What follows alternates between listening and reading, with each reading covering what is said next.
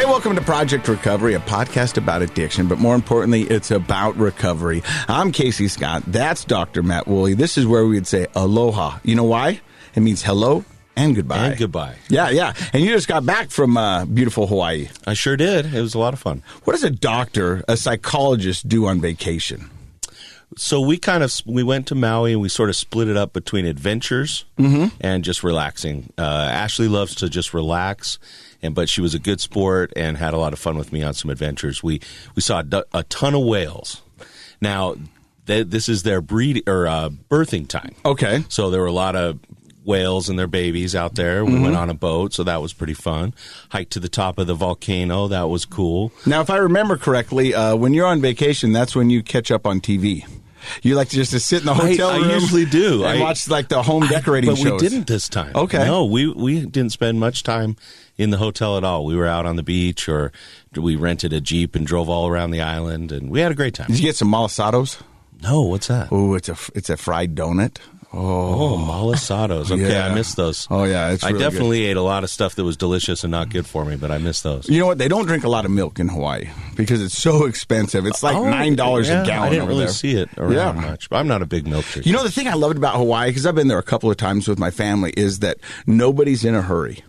In Hawaii, like this island time. Yeah, just go ahead of us. We're fine. We're know, in the States, everybody's trying to get out of the parking lot first. In Hawaii, just go ahead. We're cool. I love that. Yeah, no, it was a nice change of pace. While you were living up the good life in Hawaii, I was doing something that some people would think was kind of dangerous, but maybe not.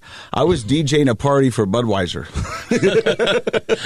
That sounds borderline, yeah. And I'm a recovering alcoholic. Yeah. But it was a retirement party for somebody who was a higher up in Budweiser. Okay, because they have a big distributing plant up in Ogden. Yeah, right? And they've got them all over the state. But these guys have been family friends of mine since I was a little kid, and I worked for them during summers off of college, and my little brother still works for them.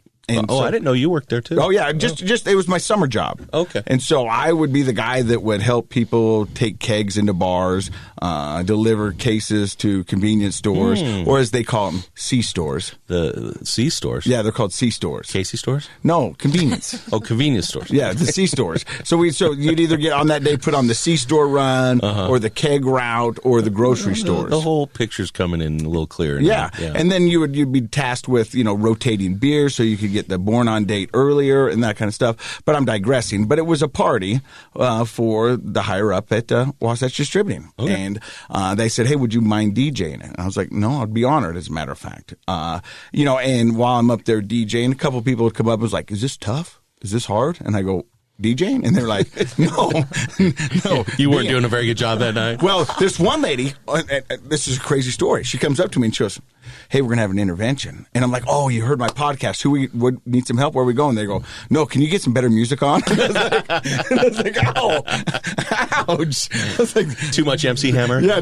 But I was like, you got to read the room. You know what I mean? There's some older people here. There's some younger people. You got to find that sweet spot. Yeah. What was the demographic sweet spot? Bee Gees? Bee Gees, Steve Miller Band. Oh, love the Steve Miller CCR. Band. Yeah. Okay. You know what I mean? All right. That just seems to that's 60s. Yeah. People in retirement age. Appeases everybody. But they got me thinking, it was like, in all reality, it's not hard for me to be around alcohol. And some people will be like, well, aren't you mad at Budweiser? They ruined your life. And I was like, well, technically Budweiser didn't ruin my life. I ruined my life. Right. You know what I mean? If that was the attitude you were holding on to, that would be kind of dangerous in your sobriety, I think, if you were blaming the beer or the beer companies. Yeah, and that's the one thing that really helped me out in my recovery is when I got sober and processed stuff in recovery and looked back about all my decisions. And, there were some outside forces and there was most of it just me. I mean, I was the one constant in everything. Yeah, that's a good way to look at it. You know what I mean? Yeah. It was like I was the one constant. So, and I believe in recovery, you've got to take ownership. That way that you own your faults and you can own your successes. And any behavior change starts with owning your part of it. So I don't have a problem DJing parties where alcohol is involved. I don't have a problem going to party where alcohol is involved. I know that alcohol and myself do not go well together. And I'm a much better person when I don't have any substances in my body. And I am living a much better life now than I ever imagined because I no longer do that. And with that, that's enough for me. Let me ask you this, though. Yeah. Okay. If you can think of a time that I don't think I think you've done an excellent job in your recovery, obviously.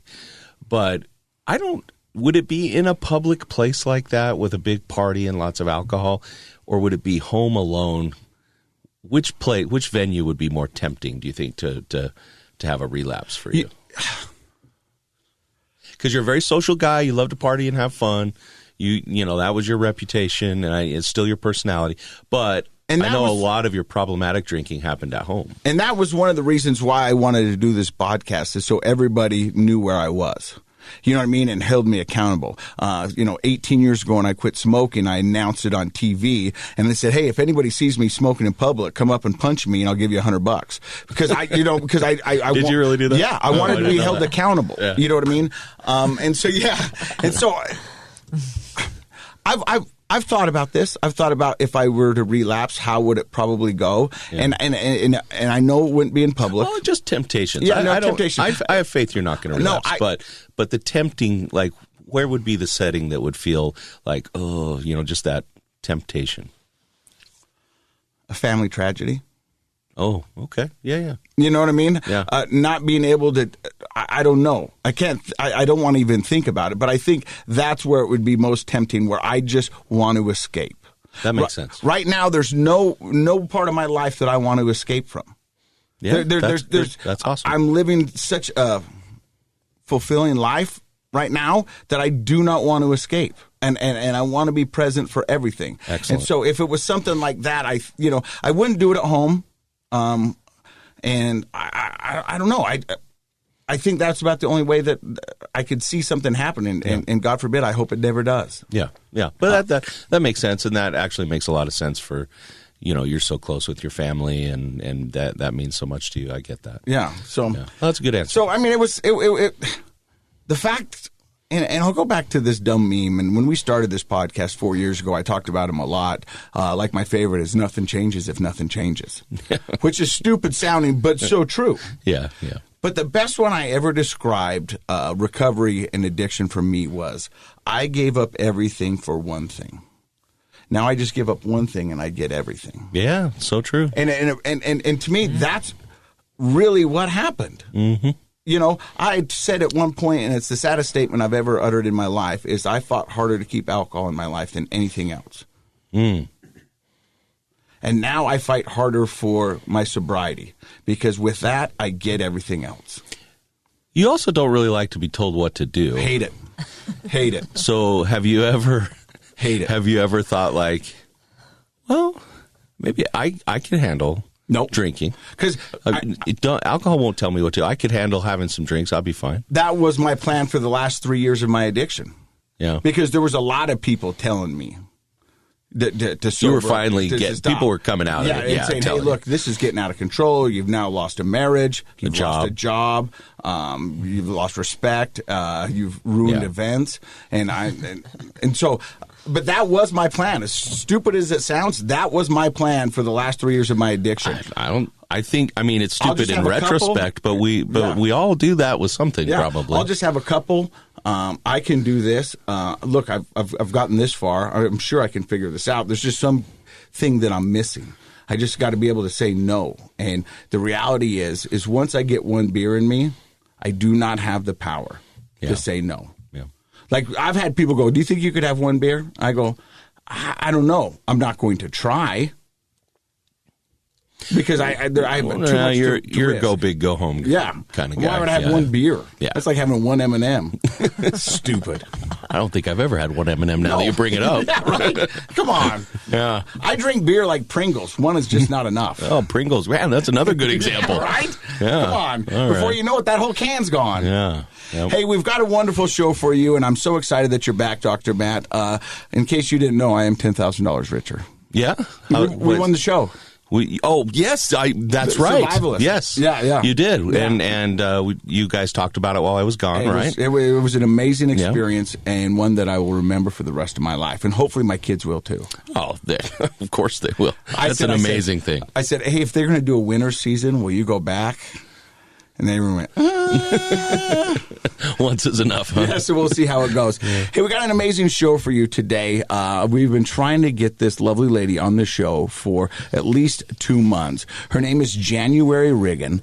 She's the author of Dark Side of the Moonchild, and she's the founder of Soap to Hope, which is a 501c3. Did I say that right? Yes. And you go out and do amazing stuff in our community. We're going to find out more about January. You're listening to Project Recovery right here on KSL. Hey, welcome back to the podcast. I'm Casey Scott. That's Dr. Matt Woolley. Our guest today is January Riggin. January, that's a unique name. It is a unique name. I was born on January 1st. January 30th. My mom was lazy. She's like, what should we name this kid?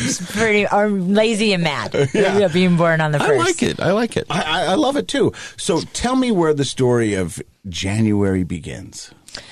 Oh, man.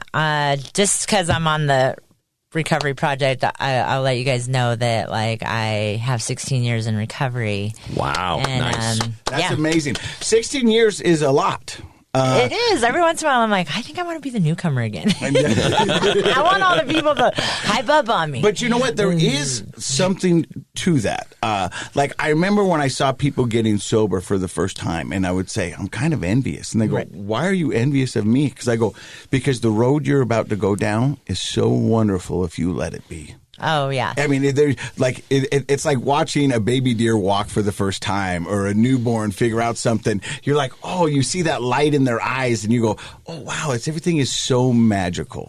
You know, recovery is magical, but when I was new, I struggled. I had so much trauma and anger, and my narrative that I told myself for so long is that I didn't belong here, that I wasn't worth this. I couldn't have a life that was worth living. The circumstances that were built against me my entire life have just proven that. So I didn't think recovery would work for me. And so I never had any relapses, right? I never had any relapses because I never wanted to get clean.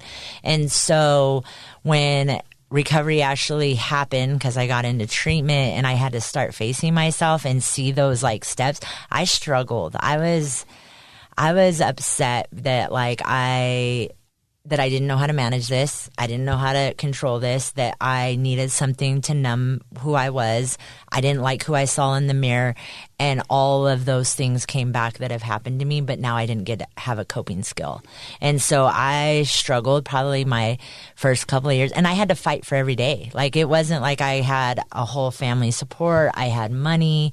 I had, I literally had to catch a bus to get on another bus to get to another bus to even make it to a meeting. You know what I mean? Yeah. So it wasn't, or to treatment, or I had to get on assistance to even survive to get food that month, because I still had such a poverty mentality and such a criminal mentality, but an addiction mentality that I don't like what I have and I don't like who I am, so I want to take what's yours. Yeah. And so nothing was never enough, right? If people were eating at McDonald's or whatever it was, if I walked by a restaurant, I knew I couldn't afford that. And so I struggled. I think my first year, now that I think about it, it was probably the best, right? I had to fight for all those days and they had to matter for me.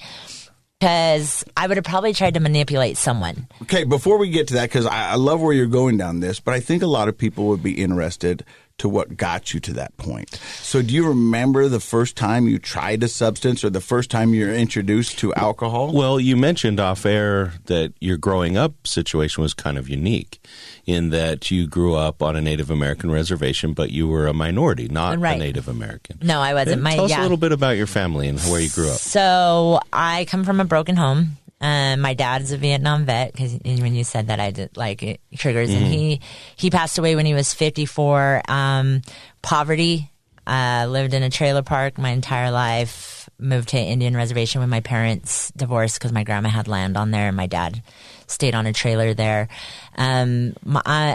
This divorce, I only have one sibling and he's older and he's a severe alcoholic and I'm a severe drug addict. And he went into the military too. So alcoholism, I have a lot of people in my family that struggle from alcoholism that went to the war in the military and came back with addiction too. Like started coping with heroin, started coping with methamphetamine, crack cocaine. And so that piece was normalized. And being raised on an Indian reservation, alcoholism is prominent. It's rampant. Yeah, problem, it's rampant. And but my mom took me and my dad took my brother. So they split the siblings, and there was a lot of trauma there. There was a lot of, my mom was a partier. My dad had a lot of health problems from the war and working, heart conditions. So he basically lived off disability. My mom tried to do everything she could, working 4 or 5 jobs. But in that midst of a child being left alone, there was a lot of trauma that happened in there in those houses. What was that like, being separated from your brother? That was probably the hardest. And what's crazy is, even though Todd is like 4 years older than me, like he was protective over me, because we lived in areas that were pretty, like the trailer park was crazy. That, having a little sister, like unsafe? A brother over a little sister, like it's a different bond. Where like so when we split, like it was like almost like losing a limb there. And he's the one that went to the reservation first. And then when my dad got me back from my mom literally dropped me off at McDonald's and just said, "Hey, your dad's coming to get you," and just left me there. And so then I went and lived with my dad, and he tried his hardest. Like he tried to raise 2 kids on his own with the best he could. Up on this property, he tried to like give us, camping or hunting or a 4-wheeler or a 3-wheeler. But even in that mentality, with the stuff that was being built up as a secret, like, I have sexual assault as a child, and I wanted to protect my dad because he is military, right? Like my dad's very disciplined. You don't show emotion. You don't show that those things affect you. You don't show weakness. You don't show pain. I'll backhand you. You will not, it's not is or was, it is now, right? Like, and he was really hard on my brother that way too. Like, and so, as like even a 7-year-old, we were out there like chopping wood, we were picking, like we were tough, like you just couldn't have a weak mind. So any of that trauma that was already building, I couldn't express it anyways. So you just put it in a dark place? You just put it in a dark. Did you ever feel like you got any help or support for that? No, not for a long, not for till I got into recovery. Till I was 30. And I think it's interesting, and I don't, it's a different mindset. You've used that term. It's a different generation. Like, bad things happen to everybody, so just be tough. And I understand that. I think parents probably tried their best. Oh, both my. And now that I look at it, now that we know what trauma does and how it influences a person's growth, I hope we're changing and accepting that, understanding how to get help for people who've been assaulted or traumatized, especially as children, is important. But you got to look back. It was a different time. It was a different era. And we say this in recovery all the time. We only know what we know. And right. you know what I mean? And that's all that, those generations knew. And that's what I mean. I think a lot of parents, we can't judge past generations by current mindsets. I don't think that's fair. Oh, no. But, I'm getting this picture of, here's a dad. He obviously wanted to provide experiences for you guys. But he was, dealing with his own trauma, PTSD, I'm sure. And then his own alcoholism and those kinds of things. So, and he's on his own. Raising it's kids, interesting. My dad was a tough severe situation. alcoholic until I turned 1. Oh, and when I turned 1, he cold turkey. Oh, did he? My dad. Now, my other side of the family, their addiction ran. I mean, I just buried an uncle that was a Purple Heart hero 3 times that from alcoholism last year. So, there's certain sides, but he quit when I turned 1, and I don't know what that trigger was. I don't know what stopped him. I don't know if it was having a little girl. I don't know if something traumatic happened in his life. I have no idea. I was 1, right? But I was never. My dad was I have a tattoo on me that's a tree. And it's my dad, right? Like his property, his house, like it never changed. My mom moved around, different men, different places. Like for him though, like I always knew even at my darkest times, I could go up that mountain and my dad would be home. He was planted like there. He was sitting on his chair reading the Bible. Right? Like I always knew that my dad was there until obviously I lost my dad when I was like 20. And because he was stubborn. I think military men are pretty stubborn. They don't want to go to the doctor. Or they don't want to do anything. And by the time I lost him, I was already a full-blown like meth addict at that time. But they separated us. But the time when I went back there, I tried. Like he tried. Like he tried the best he could with what he had, and I tried to hold the secrets as best as I could with what I had. Did you ever tell your dad about it? No. But I tried to tell him without voicing it. Like I had a severe suicide attempt where I took all of my dad's pills because my dad had to take severe pills every day. Like he had 5 heart attacks before I was 18. They had to do. So I ended up taking all of his pills, and he walked in the room and he rushed me in Child Protective Service and they had to try to pump my stomach and I would go back and forth. My dad disliked my mom, pretty much hated her. And when they divorced, that type of divorce where it's like awful, arrogant, rude, when I would go back and forth, but my brother would never go see my mom. I would go back and forth to my mom's, and I had Stockholm, I would say, with my mom. Even though horrific things happened to me while she was partying or while she was gone or whoever was in her house, or I got to have those little moments of, oh, maybe I'll get a beer. Oh, maybe they'll offer me a joint. Oh, maybe I'll sneak a line when they're all not looking. Right? As a child. You were thinking that as a child. So I wanted to be there to numb and build, and I lived such a double life, right? Neither one of my parents. My mom, I was angry. I would get angry. My mom's my abuser. Like my mom was in some horrific relationships that, for her to gain any kind of sense of control, she had to control something else, right? And you were and I was, I remember clearly like one time holding my mom down so bad for her to stop that like I left marks on her, and then they took me in. Right? When the therapist finally met with me and I shared what happened, right? Because nobody asks you what happens to you, right? They think something's wrong with you. They think you're a delinquent. You think you're defiant. You think you're wild. And when I finally was like, what else am I supposed to do to get her to stop hitting me, right? And the therapist actually finally right then and there called my mom in and was like, this is done. She's going to her dad's now. You know what I mean? Yeah. Like that little spitfire of anger got me to tell the truth one time. But then that's a mistake sometimes, right? Like then all of a sudden. How did that make you feel that you got taken from your mom then at that point? Because that was where I got to be wild and angry. It was a lot of fear for me. And like I said, I think I do have Stockholm syndrome with my mom at the time. Like right now though, my mom, you couldn't tell me anything about my mom. My mom's my favorite human in the world. Like she's a riot. She's fun. I spend as much time. She lives in O-Town. Oh, biggity O. She lives. Can I ask? Is she sober? Yeah, my mom. Yeah, she would use, but she could go to work. Like she worked my entire life, worked 3 or 4 jobs. Okay. She could. Yeah, she didn't have the where addiction destroyed her and turned her into. So she was functional, but partied a lot. Yeah, and she liked to have fun. And it sounds like you've had a lot of therapy with her, but. Back to being a kid, I'm curious about this. So here you have this trauma in your life, Stockholm syndrome, meaning that you're identifying with your captors or your abusers, right?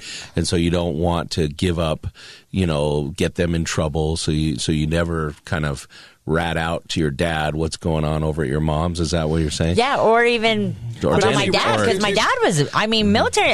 Believe it or not, us kids raised by military. I'm 45, that we got our ass beat. Yes. Like nowadays, people go to corporal punishment. Or less. But I was a kid that went to school all the time with bruises or malnutrition. Like we were poor too. I started stealing at a really young age, and nowadays people are like, why? Like nobody missed the signs. Why would a 8-year-old be going into a grocery store trying to steal food? It's not because they're delinquent, because they're hungry. They're hungry, yeah. They're That's hungry. very, very sad, isn't it? You know what I mean? It's not... Well, and I hope that people like myself, psychologists, social workers, healthcare professionals that we've also changed. Like parenting has improved, I think, over the decades and generations, but hopefully we see those signs now and we don't assume delinquency. In fact, I don't even really care for that term. To me, it's more of a description of a behavior, but it's not an understanding of the person, right? Right. And so you're absolutely right. When we have an 8-year-old coming in to steal at a grocery store, we need to find out what the bigger problem is.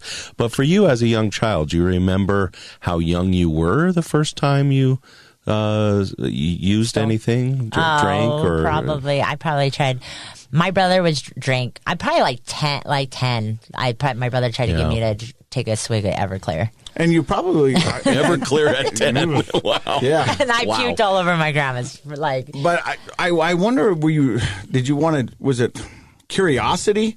Or was it numbing? Numbing, yeah. It was. I mean, there is a little bit of me trying to. I'm the little sister of a brother, and I have a brother that was actually kind of the cool kid. Like he was really good in sports, and I was really good. Like, or my dad was be like your brother. Yeah, like, and I don't really know if what it was, but how about identifying with your mom?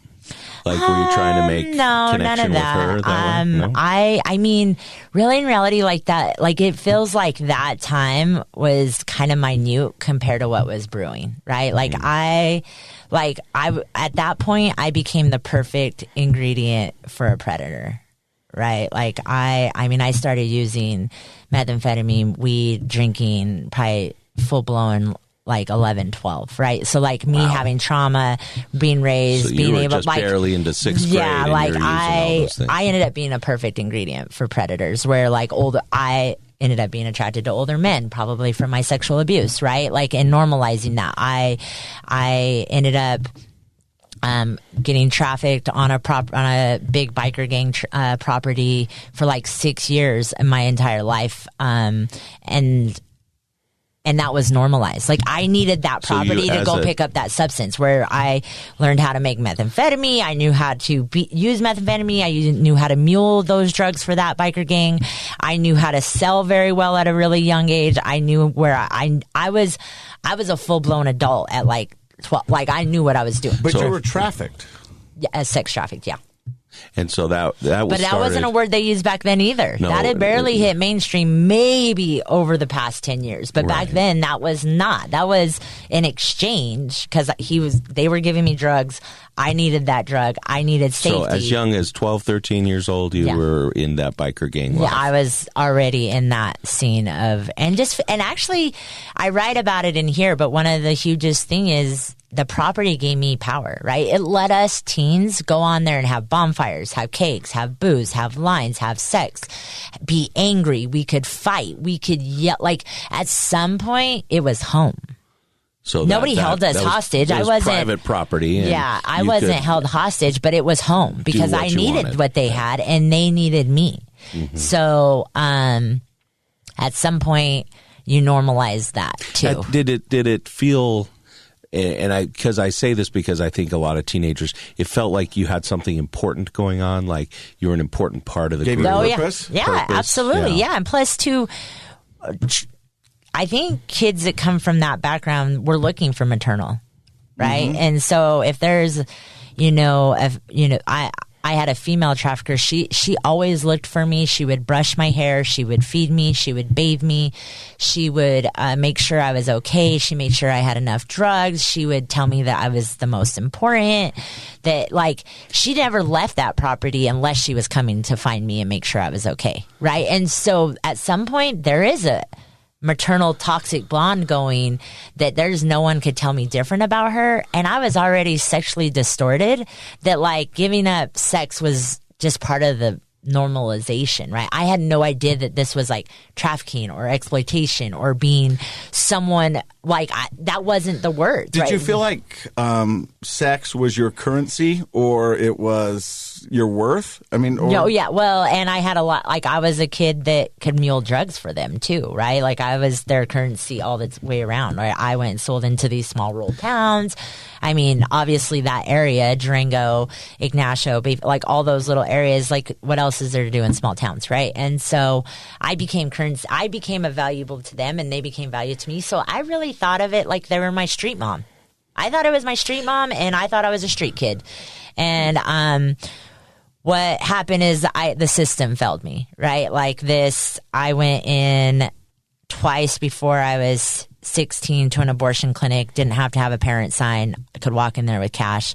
Nobody asked me what happened to me. Really? Wow. Okay. And nobody asked me anything, right? Nobody I could offered go. you I any walked in there. support I walked in or there therapy? a teenager with money, and I literally walked out of there different, right? Mm-hmm. Do you think at that age you would have accepted help, though? Because you're kind of painting, I mean, it's that you've used the term Stockholm Syndrome, normalization. Like, as a child and a young person, we start to, our experiences create what seems normal and typical to us. Oh, yeah. That, right? I don't know if I would have. I think that at that age, you probably felt like, why, I don't want, where would I go? What would I do? Like, these are the only people I know. Like you said, a street mom. Right. There was this twisted and unhealthy connection, but it was a connection. And I needed that connection. Can I ask you a weird question? Like the 6 years you spent trafficking, off and on, off and on. Like, and I don't know if you can even answer this. Do you feel like you were winning life, or do you feel like you were just surviving life? Does that make sense? Well, no sense in a way winning. I mean, but I get what you're saying, because there's some power that comes along with that, right? Like, I actually ended up being a kid that groomed and targeted and brought other kids, because you got to be wild there. You got drugs, you got freedom, you got this, you got to, older people were accepting you. And so there is some winning there, right? Where and like I said, none of that targeting, grooming, recruiting were none of those words back then. We were all just kids just needing a place to go, right? And so owning that story and it coming out not about 6 years ago, right? Like that's a story that you block pretty hard, right? That you look back now, there was actually more survival, right? But there is, as a teen, why not? Why would you not be like, dude, I got a pocket full of dope and you need what I want, and people are buying it from me? Yeah, there's some winning, right? There's some power, there's some control. And so, but that power and control, I mean, landed me, I was one of the first few kids that ever, I went to prison at 16, right? I was one of the first kids to ever do this Scared Straight program. Oh. And in Colorado. But what's crazy is they were so managed at that time. They had no idea about Scared Straight. Like, they just threw you in there. They thought you were going to be punked by some inmates and you're never going to go back, right? There was no trauma therapy going on. Yeah. Like, if you're taking a 16-year-old to prison, like, there's a problem going on. So do you know the research on that program? I know a little bit. I know it didn't work for me. It didn't work for anybody. So what they found is that the kids that went there tended to identify with the inmates. That's me. And they were like, oh, these guys are cool. Mm-hmm. Yeah, these are my people. And so if you were bad enough to get into the Scared Straight program, then your heroes weren't school teachers. Your heroes were drug dealers. That's exactly what happened. And so when you went to prison, they identified with those folks and actually were more likely to choose a life of crime. So that was me. So right after. At 16, how much time did you do in prison? So I started, that's where the start of the in and out. And I went back in. They tried me. I got tried as an adult. Did you get busted for muling or drug there sales? Was a lot. I robbed a house, thought the lady was gone. She wasn't. She ended up having a heart attack. And they tried to say it was if she would have died, they probably would have got me for attempted murder. But she was scared, right? And she had no idea that it was like a 14-year-old, like a young kid. She thought it was a grown-ass man trying to break in her house and maybe even sexually assault her or hurt her. Right. So her she was panic, terrified, right? Yeah, she was terrified. But that just started the ripple effect of just criminal behavior for me and being in the system. So any charges after that just automatically were like, you're bad. You're going to one person. They compound over and over. One person thought I needed help. Yeah, nobody was like, why is this kid breaking into this house? Oh, yeah. And even, I mean, obviously I got a felony. I started, burglary, then manufacturing methamphetamine, having possession, fraud, counterfeit checks, like everything that I could get my hands on to not be myself and belong somewhere else, I did. Tell me about that, to not be myself. What do you mean by that? Well, obviously, I didn't want to be the weak, wounded little girl that was molested as a kid, right? Or constantly consensually raped, right? I didn't want to associate with that at all. So if the criminal behavior, the power would help me disassociate from that one, I ran with that criminal mentality too far. Too far. but I mean, that's so important. The truth is. That is what, at that age, our adolescence, we're looking for our identity, for our power. Where do I fit in? Who am I? How can I set myself apart? I've got to feel important. I've got to be important. That's really the drive of our personality development when we're adolescents. And the reality is, if you can't find it, in a socially acceptable way, sometimes you'll find it in criminal ways, right? Oh, yeah. You want to know what's crazy about my story is that I lived I'm going to stop you there because there's a lot that's crazy about your story. You know what's crazy? You just talked about, horrific stuff going on. Well, I think this one is probably the most craziest because it is the double life. Like, that was all like nightlife. There was a time that I shifted and went into that, right? But during the day, like, I loved my dad.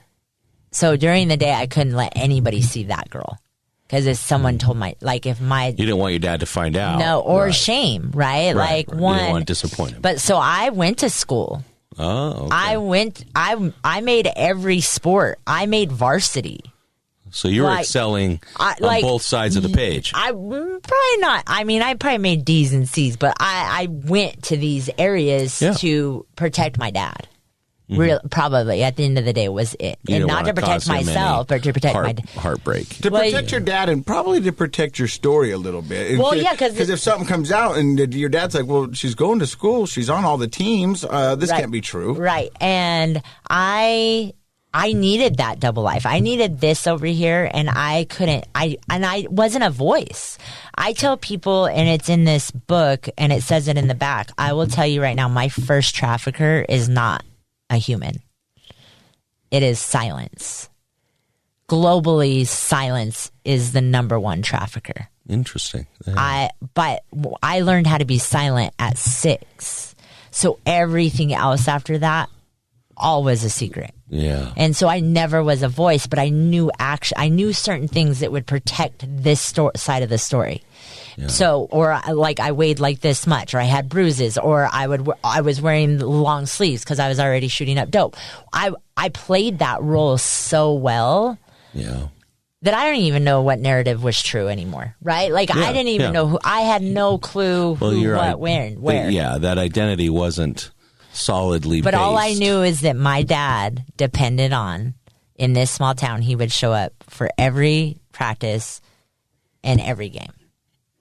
That was my connection to him. Yeah, wow. And so I knew that if I seen him, that maybe there was some real to my life, right? There was He's your tree. There was a different reality going. Yeah, he was my tree. He was the only reality I had. Yeah. It's weird to say, but I knew that no matter what was going on, regardless if that night I was going to get raped, or if that night was me sleeping with 6 or 7 men, or if that night I'm going to use too much dope, right? Like whatever that is, that I got to see him. Yeah. I got to see him. Sooner or later, that addiction got so powerful, right? I stopped seeing him all the time, right? But I knew, and obviously high school runs out, right? And I didn't make the cut for being scouted by the end of my high school years. But not only going into those abortion clinics, I became a teen mom to an older man because I normalized being with these people, and I buried her. You buried your daughter? My first daughter, yeah. I buried her by the time she would have almost been 3.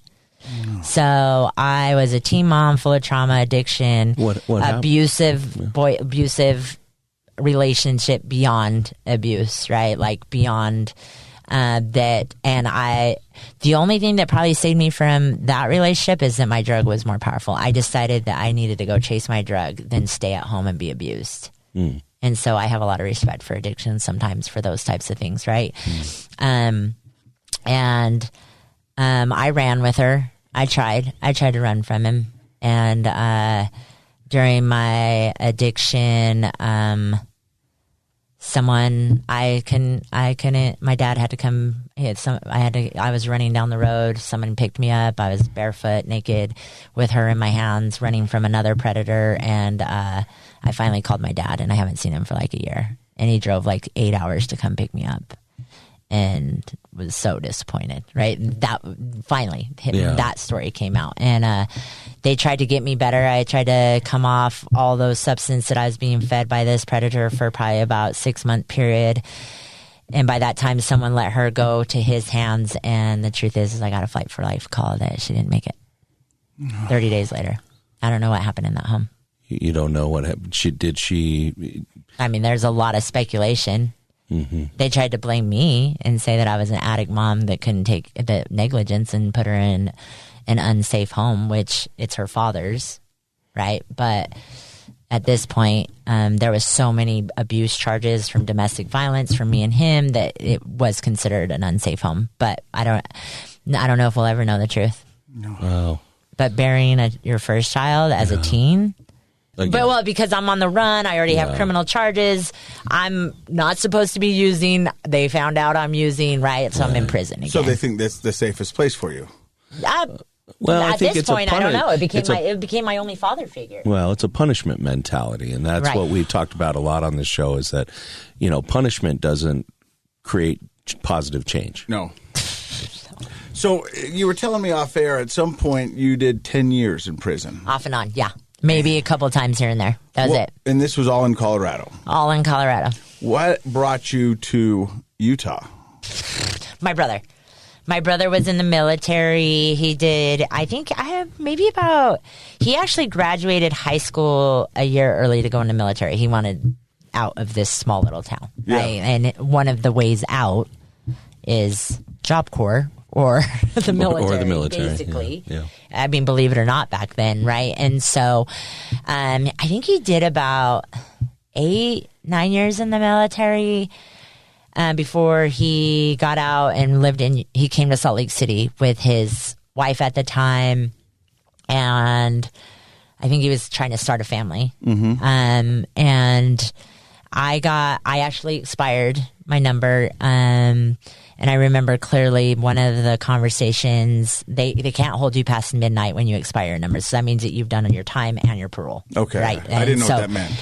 I expired my number, and they can't hold you past midnight, right? Like 12:01, like you have to be released. Yeah. Okay. You're no longer warded to the state, right? As an inmate or as whatever it is. And my mom picked me up, which is interesting that I ended up at a bar at 12:05. I never was a drinker, which is so weird. I've maybe have been fully blown out drunk 5 times in my entire life. Ever. That never was a big thing for you. I was a full-blown street addict. Full-blown heroin, meth, crack cocaine.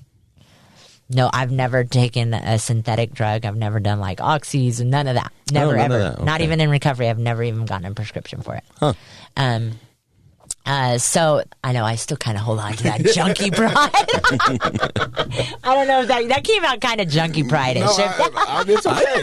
That's okay. Here's the honesty. All that you've been through, you're still upbeat. You move out to Utah, and what was your thought process coming to Utah? Well, wherever you run, there you are. That's the truth. What's weird is I drove back and forth home because I'm like what you said at the very beginning of this. I'm okay using a loan. I'm really good at using a loan, actually, right? And I would drive back forth home to people I knew and bring me back my own little methamphetamine or my own little supply. Well, or at this time because I turned into a full blown heroin addict in prison. Never touched it before ever in my life until I got to prison. Oh, why? Is that because that was the most accessible? Yes, or was it the most bang for your buck? Well, that and who wants to be up, spracked out in prison? Oh, yeah. Right. I'd rather be down. And going in at a really young age, I tell it in my story or my book is that I got raped by the first guard, and you become trafficked by a badge in there too. Right? If you go in there so young, you're definitely going to be targeted by guards. Like, you have a lot to prove. Isn't that so sad? Oh, Like, it happens so there's no much. It's safety. heartbreaking. And there's no safety. And they have so much power because if you report them, they can pull your parole date. They can do They all can sorts get of you things. charged in there. They can set you up.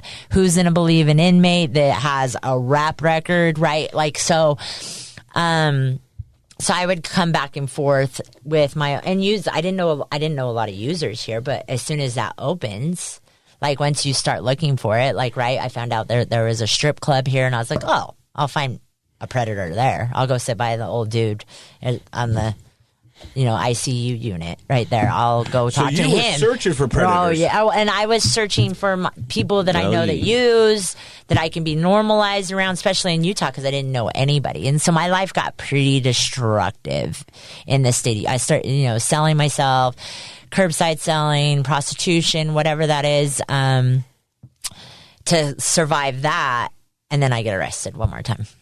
Probably about a year and a half. Were your intentions different when you came to Utah? Like, oh yeah, my brother. I was offered everything. My brother owned his own business. I had my own house. I could rent the whole basement to myself. My brother loved me, right? I had, So your intention was, hey, I'm gonna do this clean. I'm gonna work. I'm gonna have a I thought different I was, life. but I still haven't had any treatment or resources, trauma informed care. No, I don't think you're set up for. In your addiction, nobody's ever stopped you and said, "Hey, would you like some help?" Yeah, or what happened to you? Nobody asked me. Not one person. Everybody thought something was wrong with me. That's the truth. And I looked crazy. I acted crazy, but who doesn't in those situations? Like, you don't. But that was the first time ever being arrested, and I told you guys this earlier, going in front of a judge, and he said, I'm sentencing you to treatment. And I said, no, you're not. Send me to prison. And he goes, no, I'm sending you to treatment. And I'm Why did you want to go to prison? Because I know how to be in prison. I know how to be an inmate. I know how to get my supply. I know how to have sex. I know how to link up with my people. I know how to survive in that environment. I've been doing it my entire life. So recovery was unknown. No, unknown. So he won. Well, he's a judge. Yeah. That's how that works. They He won the battle. He won the sentencing, if you want to know. Yeah. And you mean you weren't able to talk a judge out of it, huh? Nope. And I'm going to tell you, there's a couple of things that happened before that actual recovery hit. He tried to send me to drug court. They let me out because it's outpatient, basically. I went on the run, right? And I ended up back in the cycle and then went back to jail. And then he said, well, now we need to up your level of care, right? And he's like, I'm going to put you... I think at the time in Davis County it was RSAT. There's an RSAT program in the jail where there was treatment in the jail. So he said, I'm going to put you in there. As soon as they release me, I relapse and do what and I don't call it a relapse because I don't really think I was ready for recovery at the time. Well, I was going to say, did you want treatment? I mean, right. And so like probably a few months later, the last time I used was that I'll never forget the last time I used. I will never forget.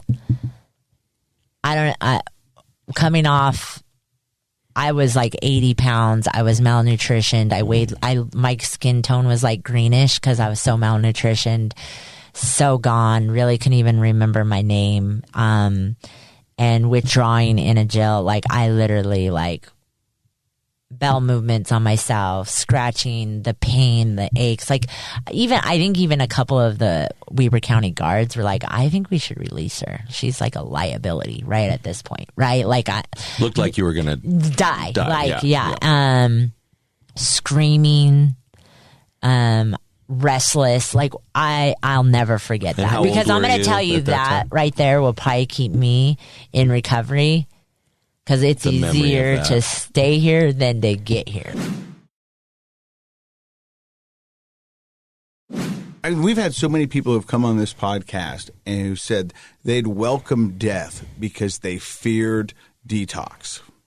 Oh. They're like bring on the death, because death, we know there's going to be an end point. But withdrawals and detox, no. And it's weird because I do outreach now, and we'll get there, but I have that conversation now with people, right? Where I'm like, you're not going to die from withdrawing. You're going to die from using. Yeah. But out there in the middle of that, it doesn't feel like that. Yeah. Like people will choose, I'd rather die than to stop using. And people do.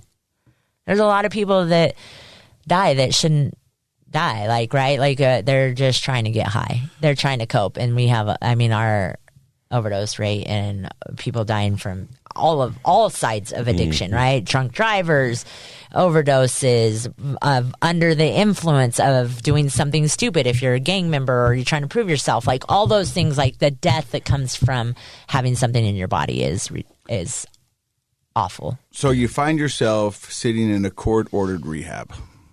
Yeah, all-female one. Which is, like, nowadays they're co-ed, and I don't agree with it, but that's just my opinion. But I'm grateful I went to an all-female treatment center. And how does that go? Because everything else you had wanted, but now you're here forced, and I'm here. I met probably the most incredible PhD therapist in my life. He didn't consider me an experiment. I will not do therapy because of that. I can still be an experiment because people, like, they'll hear your story and they think, oh my God, right? And then they want to start to fix you. Mm-hmm. And he didn't want to fix me. He just wanted to listen to me. And nobody had listened to you because you had never said anything because you said silence was your first trafficker. Yeah, and that man, I will forever be indebted. Like, he is, like, even till this day, I will show up somewhere, even on his lunch break where he works, somewhere, and say, I love you and thank you. Because he was the first. And the first one that started to let me make choices. Like, they would tell me, hey, if you don't want to be here, this isn't locked. You can go anywhere you want. You can leave. Like, my counselor she was pretty ruthless. She was like, yo, check it out. I don't get paid to babysit you. I get paid to help you. The addiction counselors are a rough like, she's bunch, like, right? hey, you're not. My guy said the same thing to me. Yeah, he's like, I'm not going to sit here and worry all the time. You know, you're being rude or you're trying to look for a way out. You want to get kicked out. You don't have to get kicked out. I needed that. I needed tough love at the time. My therapist told me in our first meeting, he goes, if you're going to lie to me for an hour and a half, don't. Yeah. I got other things to do. And two, I don't want your sobriety worse than you do. So well, that's it right there. I mean, you have to, it is such a huge challenge to turn your life around and not just get sober, but change all those mentalities, you know, the criminal mentality, the addict mentality. You have to want it more than anybody else. And so I think that it makes sense that the therapists and the counselors are like, listen, we're here for you and we'll do everything we can for you. But if you don't want to be here, you don't have to be here. Yeah. And that forces you into that forced choice. Like, well, what am I going to do? Stay or go? Oh, yeah, I was beat down by that time. Right, I'm 29. My whole life has been, I don't think I've had one day without a substance or something traumatic happening in my life since I was like 10 or 11, right? And even earlier than that, right? Like, and so I think I was just beat. Sick and tired of being sick and tired? I think I was beat. I was beat. And so when they gave me consent and choice and listened to me, I was like, maybe I should stay for like a couple more days, then maybe I should stay for a couple more days. And that's how I looked at it. And that's why I was telling you guys, like, my first year in recovery was not like the unicorns. Like, it was literally like every day I told myself, hey, guess what? Are you going to stay here? Or are you going to go put a needle in your arm? Are you going to stay here? And every day I'd be like, hey, stay. I would look at myself in the mirror and ask myself that every day. What are you going to do? And I'm grateful for the treatment center I went to because they did offer peers coming in, regardless if that was a 12-step program or different peers coming in to share their story, share what they went through, got to hear what they've been and that they're here and that their life looks way better. Or I got to go to meetings. They took us to listen, and I got to see people actually doing this, even though I'm like, I don't know if they're really telling the truth, right? Or like, are they really 9 years clean in sobriety? I don't believe it. But like, it started to like see them every week too. Well, consistently, they were showing up. It sounds like, and we've talked about this before, you saw a little hope. And I mean, I'm going to hazard a guess here, but I don't think you saw a lot of hope in the early years of your life. Oh, no. So, yeah, there was a spark, right? And I kept on going. And some of the peers that I met that did have some sobriety, like, they loved me until I couldn't love myself. I had nobody else out here. I didn't know anybody. I mean, my brother was here, and by that time, he's building his family, and he's, You know, he's like, my sister's is a dope fiend addict, right? Like, who knows if she's going to stay this time, right? So, I started to build a community around me, people, and that was incredible. Like, I haven't had that. And I started my job, like the person I worked for, like started to love me as a person. And like, yeah, I would show up every day, never missed a day.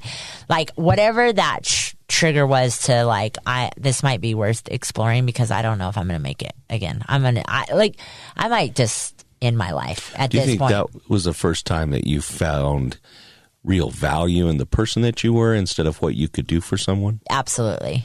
Yeah.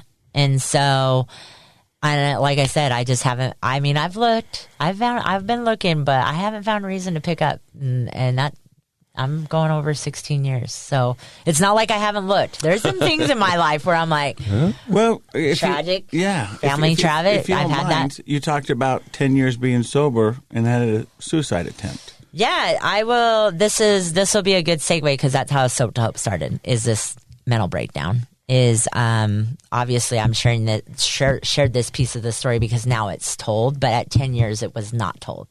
I never shared any of the sexual violence towards me. So you'd been sober 10 years before you shared that? Any of it, right? I did a lot of grief counts. Like, so when I was in treatment, I did a lot of grief counseling, losing my kid, losing my dad, losing countless friends, losing myself, losing my identity.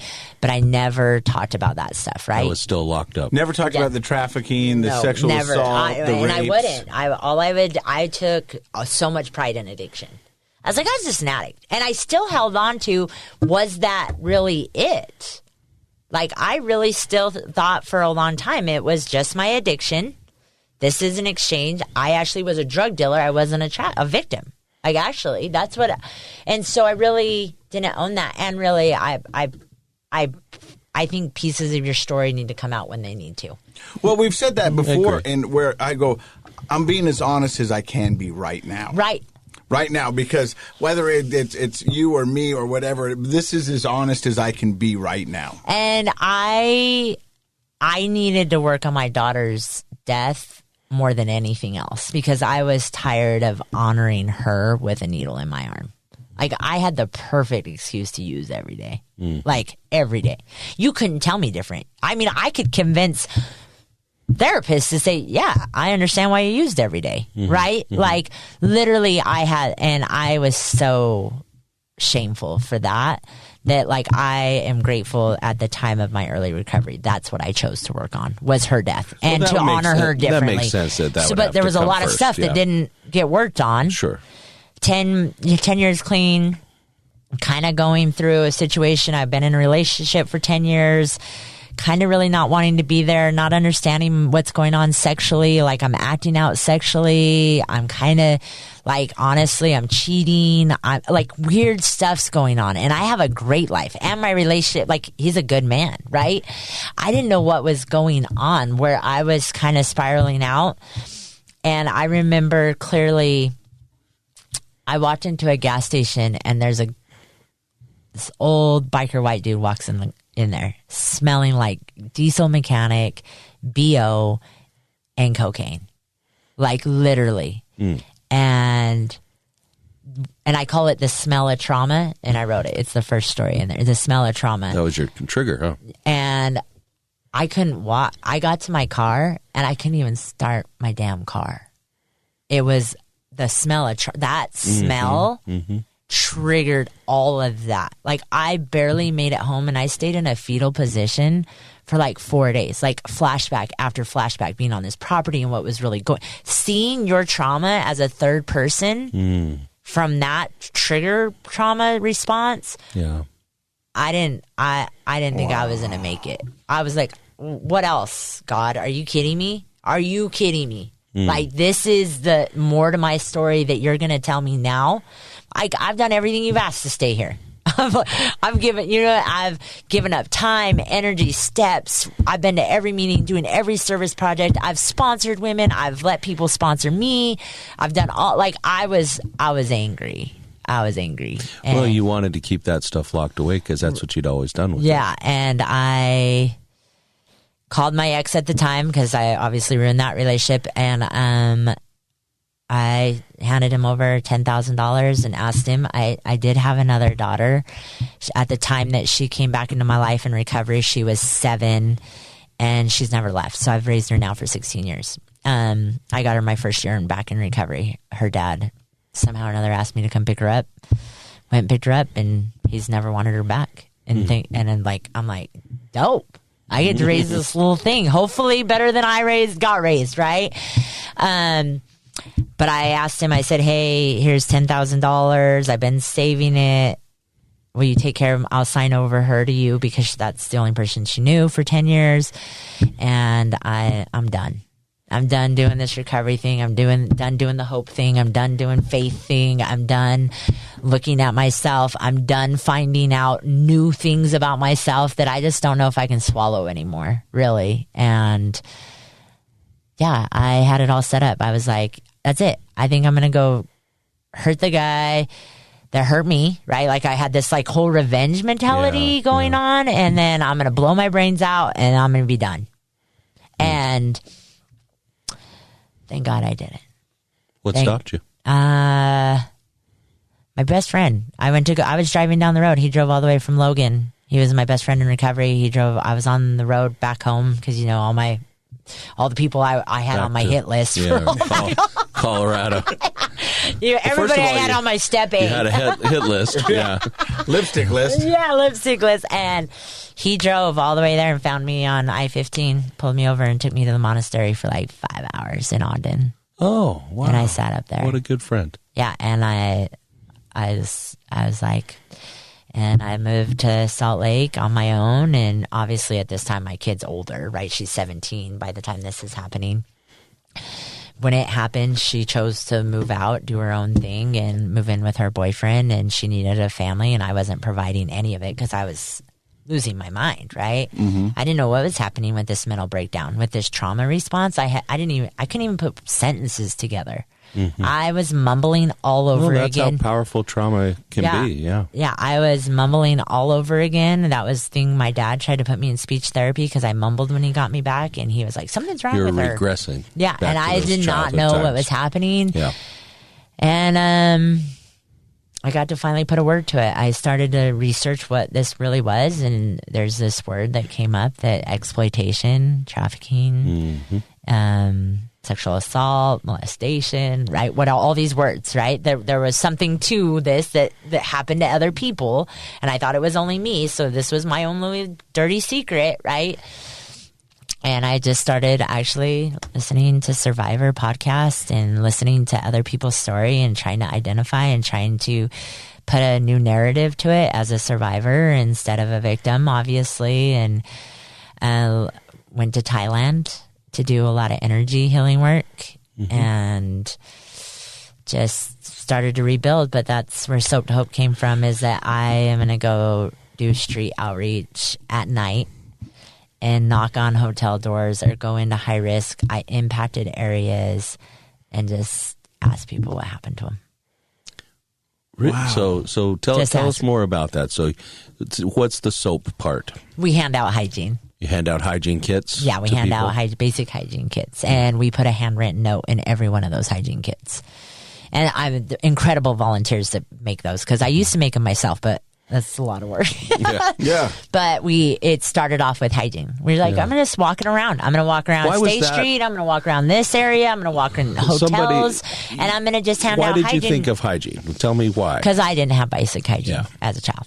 And so I feel like that was the door to It was the door opener. Yeah. And because from what I heard, and maybe I'm wrong in this, is that was your way in, but you were really there to find out what happened to him. Yeah. Listen to him. Nobody asked you that over 20 years of addiction. Nobody said, hey, what happened to you? Yeah, but nobody ever knocked on the other door of a hotel room that I was either trying to hit a vein, trying to sell myself for sex, or being sold for sex.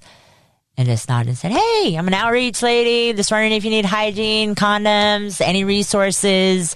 A human that actually is going into an area that's probably not the best area for just anybody, and saying, hey, I love you. Hey, if you don't want to open the door, just know that you're loved. We're out here for the next hour in the parking lot.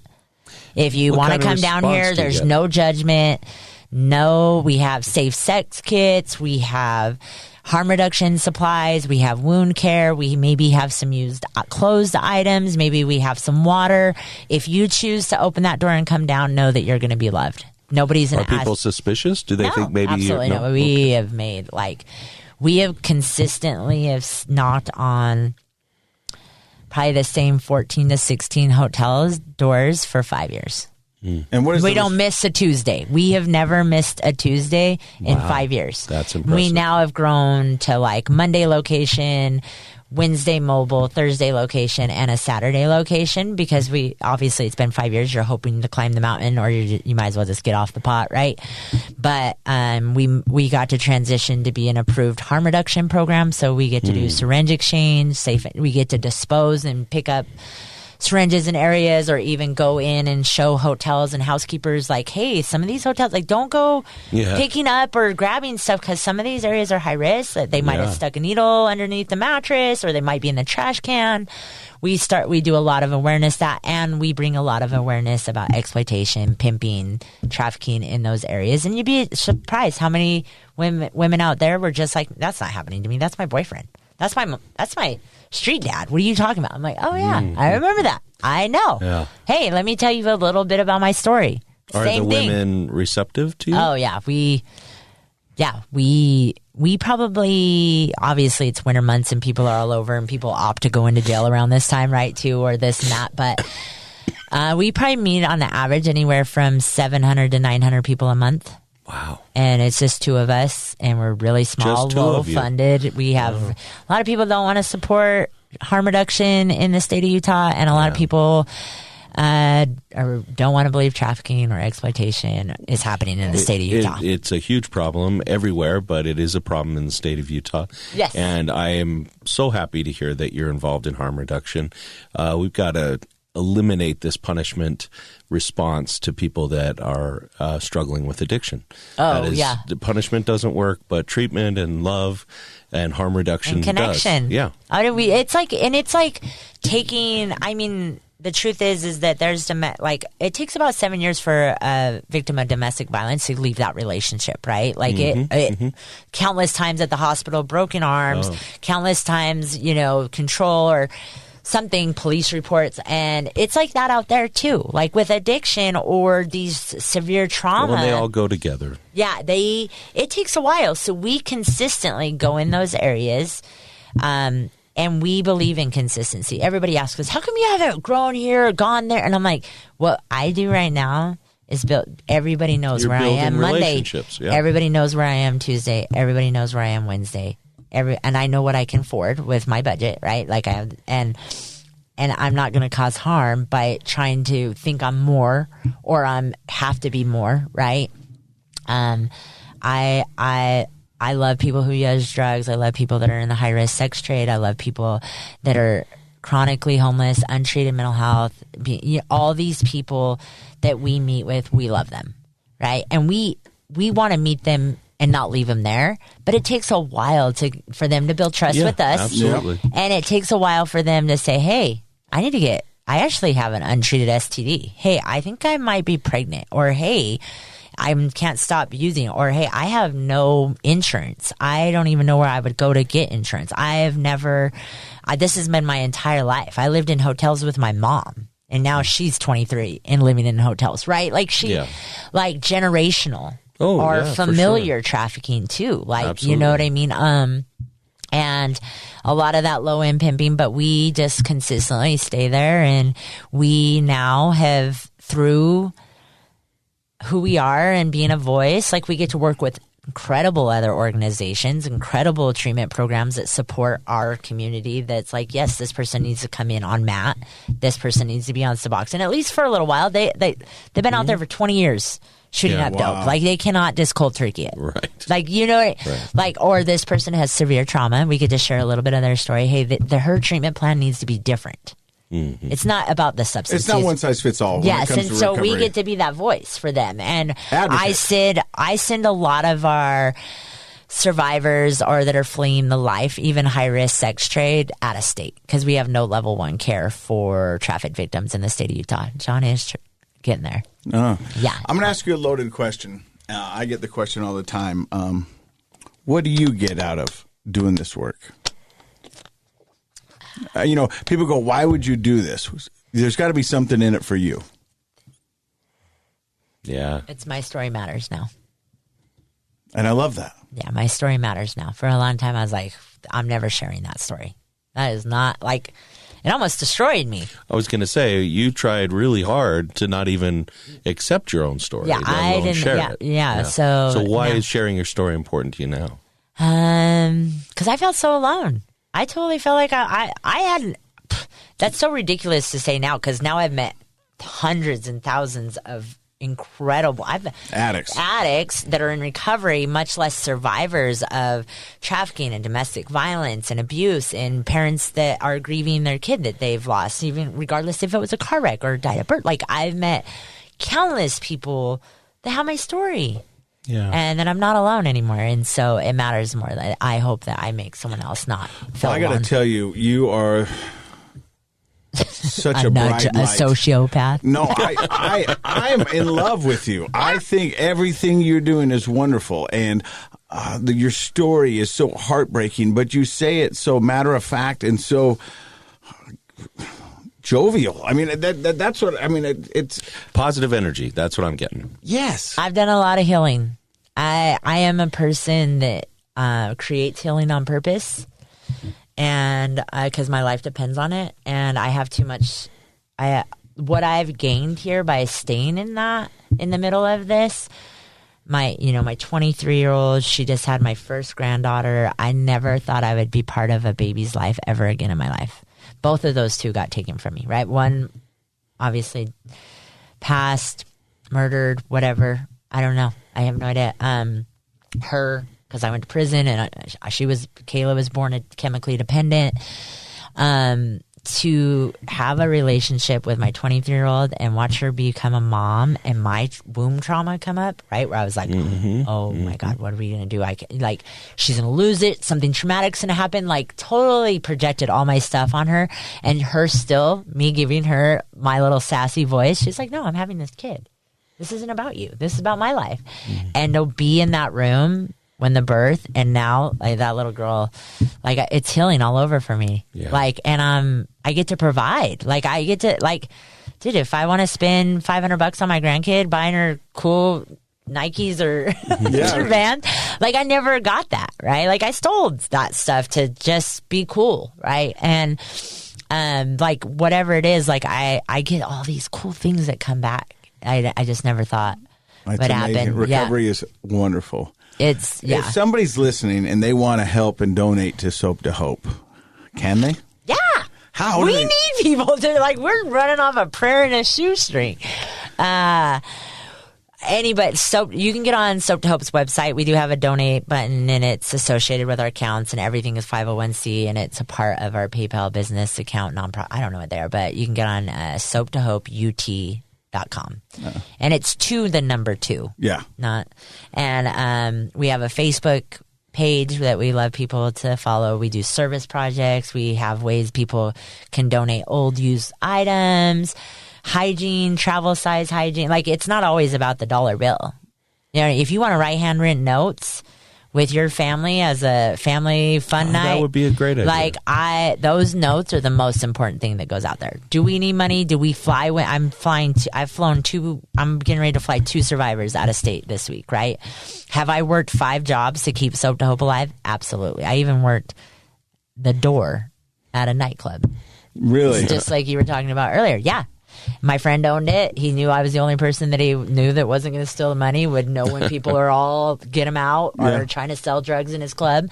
Worked the door, trying to supply Soap to Hope. So, because it was my passion, right? Now we've been able to secure a little bit more donors and people involved, which is amazing. I work a full-time job. Like, I have my own full-time job plus run Soap to Hope, and it's night. We believe that we should bridge the gap at night.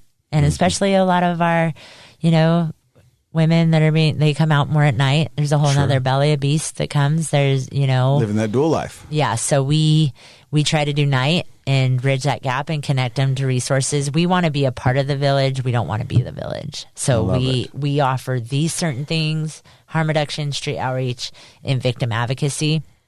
Otherwise, we're transporting, setting up appointments, digital equity, giving them phones, getting them to clinics for testing, HIV. We take them to those places because then that builds a village around that person, because you never know what happens when they get tested, right? Right. Hey, they need some support. Hey, you're positive for this. And that might be like, hey, I need out. This is my life. So it's been really cool to build. Is Utah still behind on the curve of like saying I have to send a lot of girls out of state that are actually just trauma informed services, because a lot of people here is like the same old saying, like, if you wouldn't have pissed off your husband, you wouldn't have got hit last night. It's like saying, if you weren't in a full blown addict, you wouldn't have got trafficked. That's not true. Right. Absolutely not true. That is not true. And so a lot of the resources here are, you have to identify that you have an SUD or a mental health, and that you're going to go to treatment for this cognitive thing and never work on this piece, So we try to find them a lot of healing programs for survivors. Not that those don't work, but we need to have more options. More options is always the best. Yes, more options. And there is some involvement. There's some amazing people right now that are... I don't like saying anti-anything. I don't really say anti-trafficking, anti-this, anti-this. I just feel like that's just another like negative connotation. There's a lot of people fighting for survivors, organizations for survivors. There's, programs that are starting to shift, taking that in, having different modules, I guess, for people that have severe trauma, that are coming out of these severe trauma places.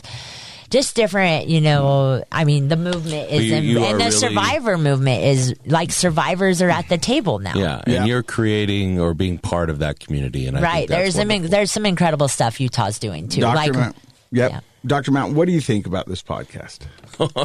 I'm having a blast. Yeah. No, I am. I'm loving it. My takeaway, I think, is you mentioned several times, and I could just tell what it meant to you, that you said it a few different times, no one ever asked me what happened to me. And that's a powerful thing, isn't it? When somebody does ask you sincerely, what happened to you? What's going on?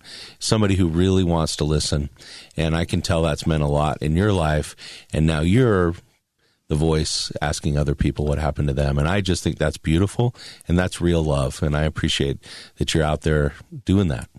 And I appreciate your vulnerability to come on here and tell your story and the ownership of it, and what you're doing with it, and how you're giving back to the community. I think you're an amazing person, and I hope we have you back on the podcast, because you are an amazing light. And such a dark, we need to world. highlight as much as we can these sorts of organizations that are doing good work like this. So if you our small little boots on the ground, like we're I tell people, So if you get a chance, check out our Facebook or our website, Soap to Hope. That's SOAP, the number 2, Hope. And you can donate there. You can get together as a family and write thank you letters. I think that's a great idea. Or you can read her story, which is The Dark Side of the Moonchild, Memoir, Writings, Poetry, Lost in Silence by January Riggin. Where can people find that book? That one, I'm super independent. Published it myself. You would have to email me, or on my Instagram is manicgypsy01. I think for every $1,000 donated to Soap to Hope, they could get a book. Yep. Yeah. I just threw that. That may not be actually the case, because I just made that up. But you can get on, like, even I have all the set up on my IG account, because it is mine. I tried to do something for me, because I do a lot. Like, Soap to Hope takes me a lot outside of myself. Recovery, you're giving yourself a lot out, or my, But this job. was a project for you. I work in the cannabis industry. And so a lot of it, and I was like, this is going to be mine. Yeah. Good. I'm going to end this silence. I'm done being silent. And so a lot of the stuff I did talk about is in here, and a lot of stuff, the only thing that nobody could take from me my entire life was a pen and a paper. Which is crazy, because I can imagine you ever being silent. Oh, now because I'm a little sass. I love you with all my heart. Oh. Thank you for stopping by. Project Recovery, in case you forgot, is what, Dr. Matt? It's a KSL podcast. Casey, I love her. me too.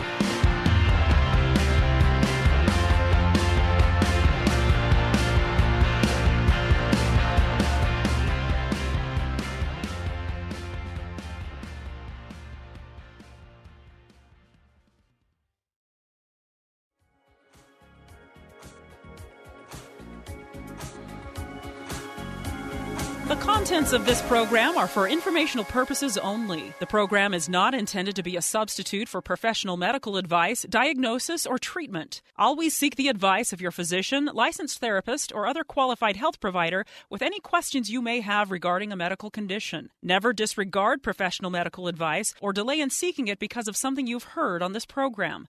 KSL does not recommend or endorse any specific tests, physicians, products, procedures, opinions, or other information that may be mentioned on the program. Reliance on any information provided on the program is solely at your own risk.